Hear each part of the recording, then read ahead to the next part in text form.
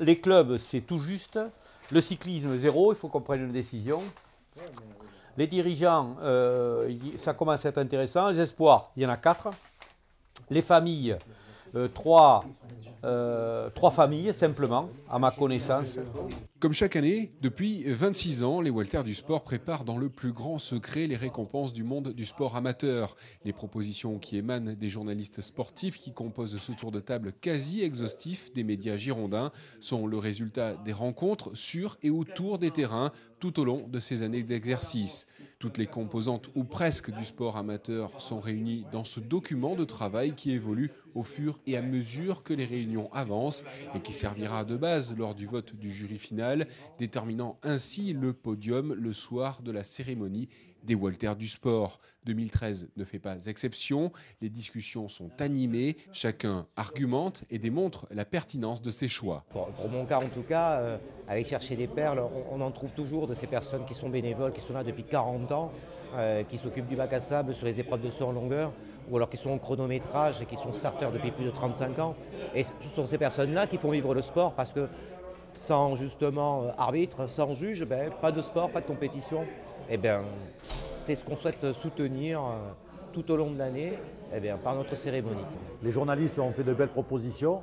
Je suis même surpris à ce stade de la compétition qu'il y ait autant de propositions qu'on est obligé d'éliminer même de très bons candidats.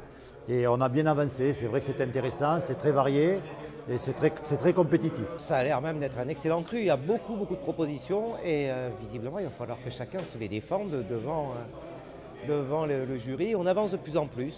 On commence à mieux tailler à peu près donc, les propositions, à trouver des gens qui ont des passés particulièrement intéressants et puis on reste surtout fidèle à nos valeurs parce que c'est ça qui est important chez les Walters. Je sens qu'il y a des gens motivés, il y en a qui défendent leur beefsteak comme tous les ans et que ça va être un petit compliqué pour tout le monde pour juger et pour faire des choix. Mais c'est vrai que le dernier rendez-vous au bistrot du sommelier va avoir son pesant d'or parce que tout le monde veut mettre devant un petit peu son poulain. Il y a de belles affiches et puis il y a des gens intéressants.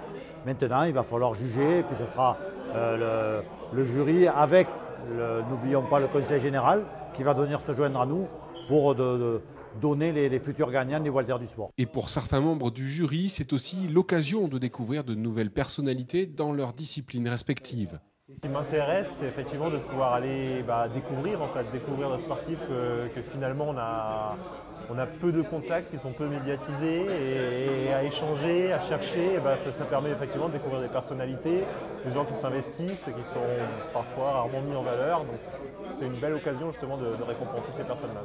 Et en tant que sportif, ça me touche aussi pour avoir croisé beaucoup de personnes comme ça méritantes qui ne sont pas toujours mises en avant, de les récompenser à travers les voitures. Cette 26e édition partira à la rencontre du Grand Libournais à Coutras, plus exactement le 7 juin prochain, pour un rendez-vous riche en émotions.